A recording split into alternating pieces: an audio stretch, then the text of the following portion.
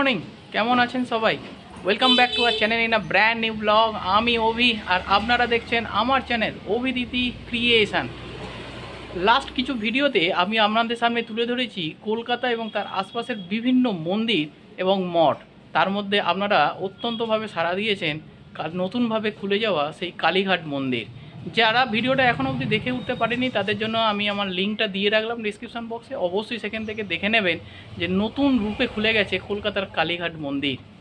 তো যাই হোক, আজকেও আমি আপনাদের এমন এক কালী মন্দিরের সন্ধান দেবো বা আপনাদের নিয়ে যাব যেখানে কালী মূর্তি নাকি মাত্র 6 ইঞ্চি, বুঝতে পারছেন, 6 ইঞ্চি মায়ের মূর্তি, এবং তার সাথে জড়িয়ে রয়েছে এক ইতিহাস এবং প্রচণ্ড জাগ্রত সেই কালী মন্দির। ব্যস্ত শহর কলকাতার কোথায় রয়েছে এই কালী মন্দির, কিভাবে আসবেন, কিভাবে পুজো দেবেন, ভোগ প্রসাদ আছে কি না, আর কী বা মনোবাঞ্ছা মানুষের পূর্ণ হয়েছে, সেই সমস্ত কিছু থাকবে আজকের ভিডিওতে। তো চলুন ভিডিওটাকে এখান থেকে শুরু করি। কালীবাড়ি যাওয়ার সময় রাস্তার ধারে দেখতে পেলাম হচ্ছে গিরিশ পার্ক, অর্থাৎ গিরিশ পার্ক যে স্টপেজ, সেই গিরিশ পার্কে যে পার্ক আছে সেই পার্কের মধ্যে হচ্ছে এই শিব মন্দিরটি। দেখো, এই যে শিবের যে একটি স্ট্যাচু তৈরি করা হয়েছে, মন্দির বলা ভুল, এটা একটা পার্কের মধ্যে হচ্ছে স্ট্যাচু তৈরি করা হয়েছে। কি অপূর্ব সুন্দর! দেখো, কলকাতার বুকে এরকম সুউচ্চ স্টিপ স্ট্যাচু শিবের আমি তো এর আগে কোথাও দেখিনি। কি অপূর্ব সুন্দর লাগছে, দেখো, দুর্দান্ত। তোমরা কিন্তু এই গিরিশ পার্কে যখন এই মন্দিরে আসবে, গিরিশ পার্কের উপর দিয়েই যাবে, একবার এই মন্দিরে কিন্তু ঘুরে যেও, খুব ভালো লাগবে।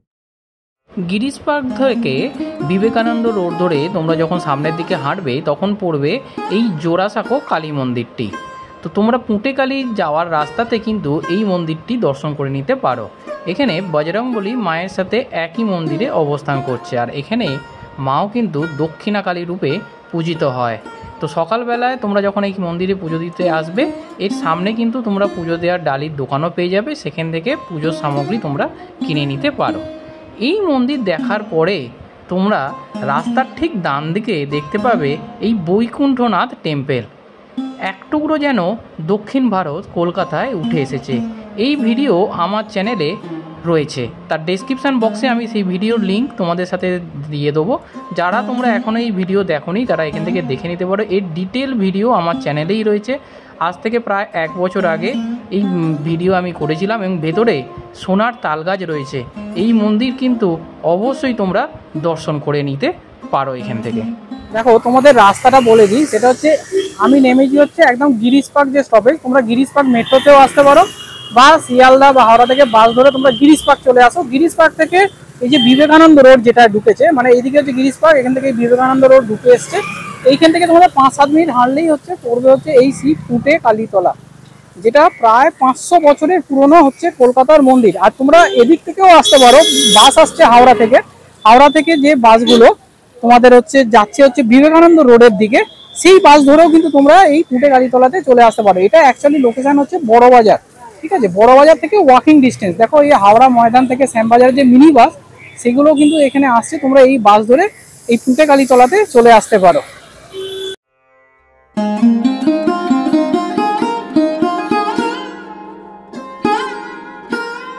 আমাদের প্রাণের শহর কলকাতা, যা জড়িয়ে আছে আনন্দে, শোকে, উৎসবে আর ব্যর্থতায়। এখানকার নানা উৎসবকে ঘিরে মানুষের উন্মাদনা যেমন প্রবল, তেমনি জীবনে আনন্দের উৎসও রয়েছে 13 পার্বণে। আজ আমরা পৌঁছে গেছি এই কলকাতার ব্যস্ততম অঞ্চলগুলির মধ্যে অন্যতম বড়বাজার অঞ্চলের কালীকৃষ্ণ ঠাকুর স্ট্রিটে। আর সেখানেই অবস্থিত এই বিখ্যাত পুঁটে কালী মন্দির।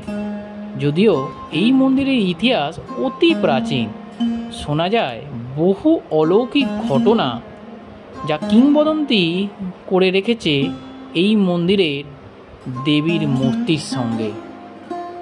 বর্তমান মন্দিরটি প্রতিষ্ঠা করেন তান্ত্রিক মানিকচন্দ্র বন্দ্যোপাধ্যায়। প্রথম পাকা মন্দির স্থাপিত হয়েছিল 1558 খ্রিস্টাব্দে। বহু প্রাচীনকালে এই অঞ্চল ছিল তখন দুর্গম আর অরণ্যবহুল। সেকালে ডাকাতরাই রাজত্ব করত কিন্তু এখানে। তারা এই মন্দিরে নিয়মিত পুজো করত, এমনকি বিশেষ বিশেষ ক্ষেত্রে নরবলিও করা হতো এই মায়ের। মন্দির আর এই দেবী মূর্তির এই অদ্ভুত নামকরণ প্রসঙ্গে দু রকম ব্যাখ্যা এখানে প্রচলিত আছে। কেউ কেউ মনে করেন পুঁটি অর্থাৎ ছোট মেয়ে বোঝায়। এই মন্দিরে কালী মূর্তিটি উচ্চতা মাত্র 6 ইঞ্চি। এত ছোট মূর্তি বোঝাতেই তাই পুঁটি কালী নামটি প্রচলন হয়েছে বলেই লোকমুখে শোনা যায়। আর দ্বিতীয় ব্যাখ্যা অনুসারে একবার মন্দিরে হোম চলাকালীন গঙ্গার খাল থেকে একটি পুঁটি মাছ লাফিয়ে হোমকুণ্ডের মধ্যে পড়ে যায়। পরে অর্ধদগ্ধ মাছটিকে তুলে জলে ফেলে দিতেই সেটি আবার জীবন্ত হয়ে ওঠে। এই অলৌকিক ঘটনার জন্য দেবীর নাম হয় পুঁটেকালী। এই মন্দিরে পূজা হয় কিন্তু ত্রন্ত মতে। দীপান্বিতা কালী পুজোর রাতে প্রতিমার স্বর্ণ বেশ হয় আর ভৈরবী পুজো অনুষ্ঠিত হয় এখানে। আর এই যে সামনে দেখুন একটি জায়গা দেখালাম, এখানে কিন্তু মায়ের সিঁদুর রাখা রয়েছে। আপনারা পুজো দেওয়ার পরে দেখুন সবাই ওখান থেকে সিঁদুর নিয়ে কপালে মায়ের আশীর্বাদ হিসেবে সেটাকে নিয়ে নিচ্ছে। মন্দিরে আজও কিন্তু কালী পুজোর দিনে কুমারী পুজো করা হয়। এছাড়াও বিশেষ বিশেষ তিথিতে ছাগ বলিরও ব্যবস্থা করা হয় এখানে। দেবীর উদ্দেশ্যে আমিষ ও নিরামিষ দুরকম ভোগই নিবেদিত হয়। এই মন্দিরে দেবী কালীর পাশে দেবী শীতলারও পুজো করা হয় নিষ্ঠা সহকারে। আপনাদের তা আগেই দেখালাম, শ্বেত পাথরে শীতলা মা এখানে বিরাজ করছেন। 1930 সালে এই মন্দিরের পুনরায় সংস্কার করা হয়। মন্দিরটা 4 চালা ও 3টি চূড়া বিশিষ্ট।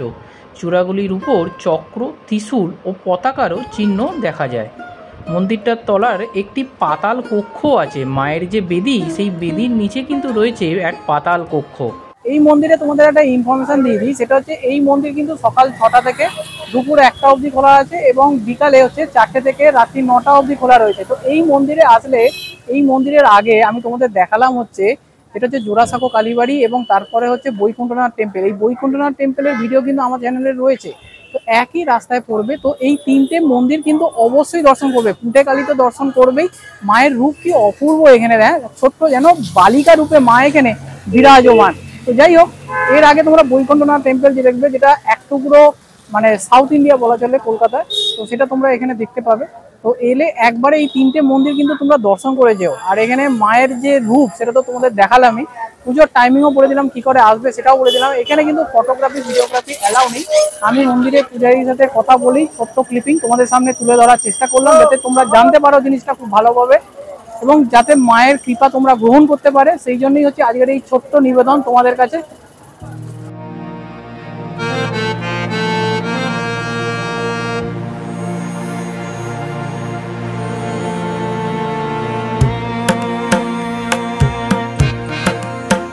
তো কেমন লাগলো আজকের ভিডিও?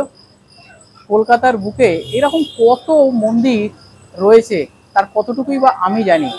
আপনাদের যদি এরকম মন্দির জানা থাকে অবশ্যই কমেন্ট বক্স খোলা রইলে কমেন্ট বক্সে কিন্তু কমেন্ট করে জানান যে আপনাদের বাড়ির আশপাশে বা তার পাশে যদি এরকম কোনো ঐতিহাসিক মন্দির, পুরনো মন্দির থাকে, তার ইতিহাস সমেত আমাকে অ্যাড্রেস জানান। আমি সেই মন্দিরে পৌঁছে যাব এবং আমার চ্যানেলের মাধ্যমে সেটাকে তুলে ধরার চেষ্টা করব। তো আজকের মতো ভিডিওটা এখানেই শেষ করছি। যদি ভালো লেগে থাকে অবশ্যই চ্যানেলটাকে সাবস্ক্রাইব করে পাশে থাকা বেল আইকনটাকে প্রেস করে দেবেন। আপনাদের একটা সাবস্ক্রিপশন আমাদের প্রচুর এন্থু বাড়ায় এই নতুন নতুন ভিডিও বানানোর জন্য। আমি জানি হয়তো অনেকের কাছে আমার এই ভিডিওর এখন নোটিফিকেশান ইউটিউব পৌঁছে দিচ্ছে না, সেটা হয়তো ইউটিউবে কোনো টেকনিক্যাল ইস্যু হতে পারে।